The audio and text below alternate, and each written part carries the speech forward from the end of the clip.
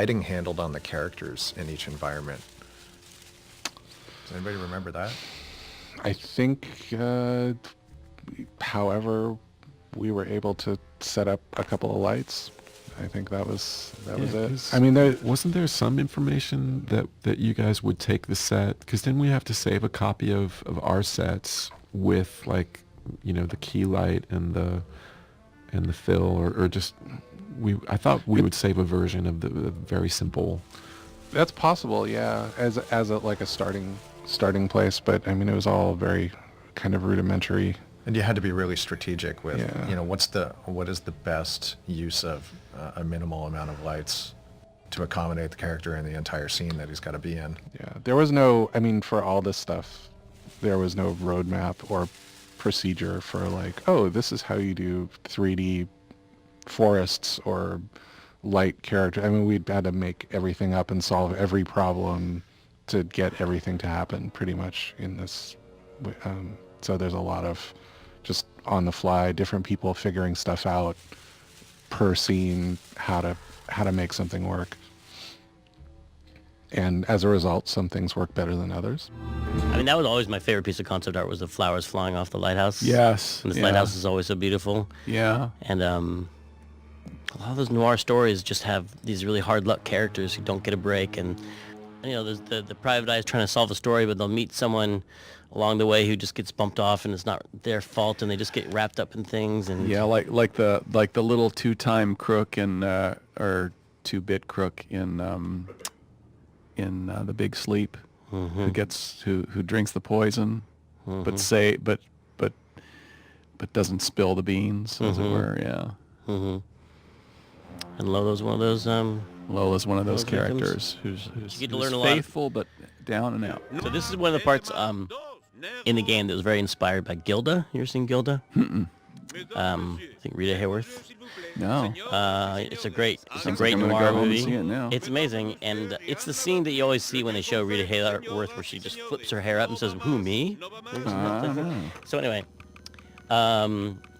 it's about it's set in a resort town where there's a casino, and the main character, the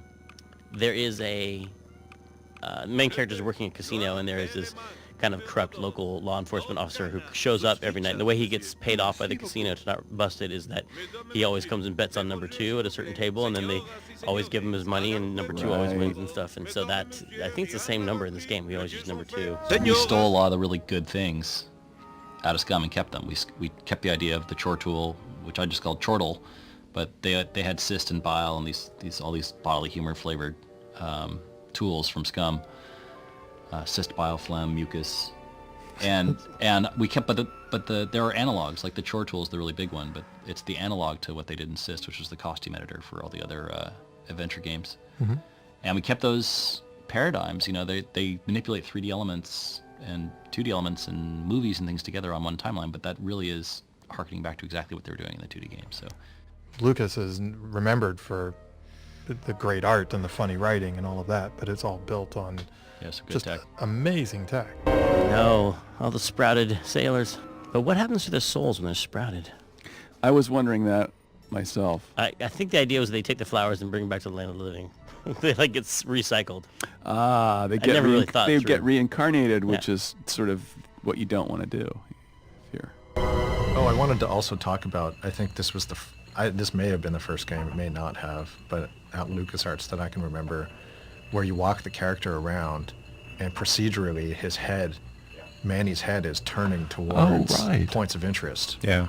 Procedurally. It was the first head tracking, right? With a computer. LucasArts? Oh, definitely at LucasArts it was, for sure. I think that was because Tim didn't want to have like the UI highlighting stuff, right? Or he wanted to try something new. Yeah, it was partial hint and partial probably red herring, right? Oh, yeah.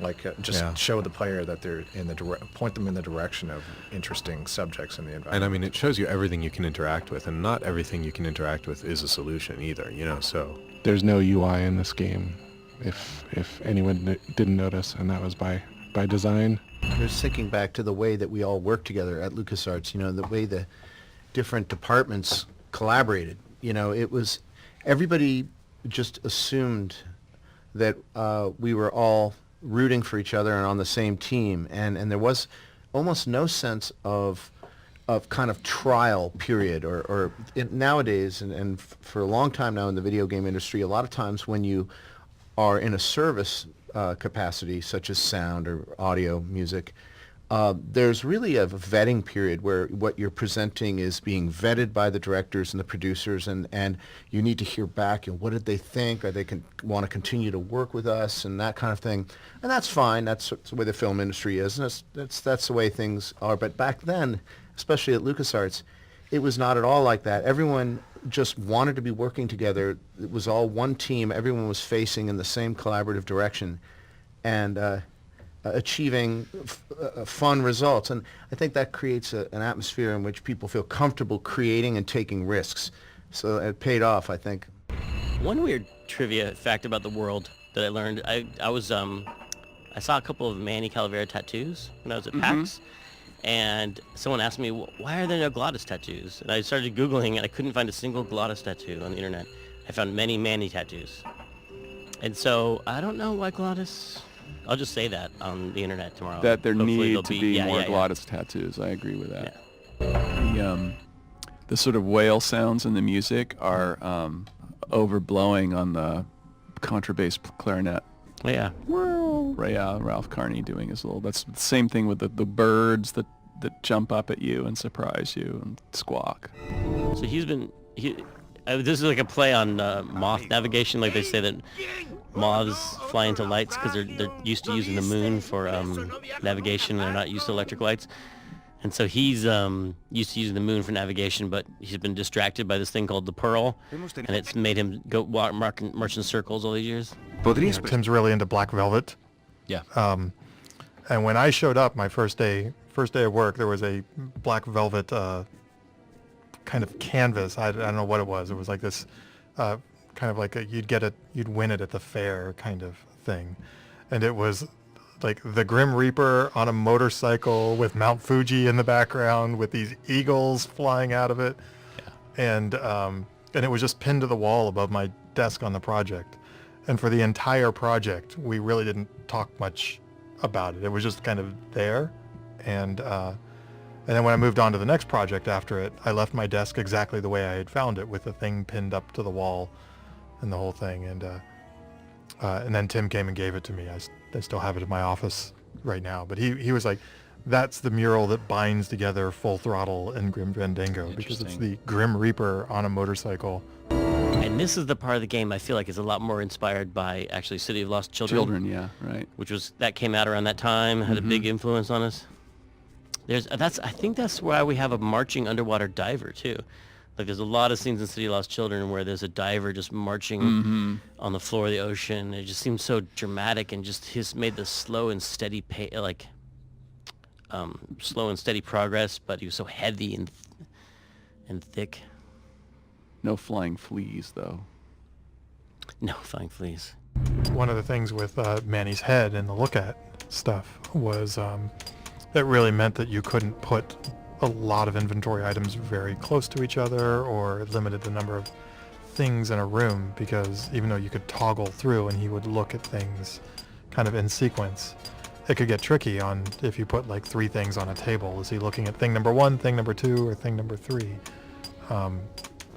So that was an interesting thing, because Lucas was known for these adventure games with very dense, lots of things to click on in the screen. And you really couldn't do that here. But the game doesn't really feel lacking for it. I feel like that's filled in with dialogue. I mean, ultimately, you'd have those Hunt the Pixel games. You'd have a million things, and you'd have to have one line for each thing. And with this one, it's more like there are fewer things, but there's more to say about each one, or more context, or Manny kind of thinking to himself about things. It's a little more ruminating. So I think it adds to the character, just in terms of how much you kind of understand Manny or empathize with him. One thing that was a little weird on animating all this underwater stuff, when you animated a little section like Manny jumping off the conveyor belt, or climbing up a chain, or getting dragged along by a boat or whatever, you would always try to add that element of the physics of being underwater. Yeah. And then seeing the harsh contrast of when you're back in interactive mode, and we're still using the same animation of him walking above water. It was hard for an animator to get over that. These little things you can't let go of. You would have had to do a whole new set of anims. Like, Yes. And that, well, the other thing is, like, that may not have been the thing that would have stopped something like that. It could have even been like, there would be too much code required to switch a system or something. Like, who knows what the reason was. Tim had the coolest office. he did. It was filled with like tiki lights, and it felt like it was like Christmas land. Not Christmassy, but it gave you that same feeling Yeah. of decoration and hominess. Yeah. I was going to say warmth, yeah. Hominess. There was a couch in there, which was always nice. Yep. And I think I probably overstayed my welcome in there a few times. Yeah. I think we all probably did. you never knew when you should leave because it was so much fun in there, but then it's like, oh man, he has work to do. Yeah, it's no wonder he had to work through the night. It's Yeah. because We'd bother him his all the time. office was like going to Disneyland, and you just sit in there and talk on the couch and just want to be a part of this this creation. They had some old game consoles in there, and I would go and talk classic games with him because he knew that I was an enthusiast as well. So that was fun. I think he should have made his office more boring. He did spend a lot of time in that office. How's his office now? I've seen pictures. I think it's pretty cool. It's pretty cool. It's like a grown-up version of that office, maybe. He's still got all his Rubik's cubes on his desk. Oh, I forgot about that. I forgot he was a master of the Rubik's Cube. He is. Really? Yes. Don't challenge him. Well, I would never. Are the 3 stripes on the back of Manny's head, is that hair? No, it's just a lazy design element to match the front of his head. Oh, and the tops of his hands, remember? There's Yeah, little it's stripes Just on the there. yeah. too. Day of the Dead decorations, right? Yeah. I never knew what it was. I just thought it was cool. It's an Adidas homage. So people, a lot of people may know this already, but for those that don't, the game is just a big pre-rendered picture. There's no 3D geometry in the game that describes the walls and the doors and the tables and all the props that are in the game. That's just a picture, a painting that's drawn in the background. So somebody had to go in manually and kind of make what we call walk boxes, but they're in 3D space. They're like a little model that just describes in 3D space where Manny's allowed to walk.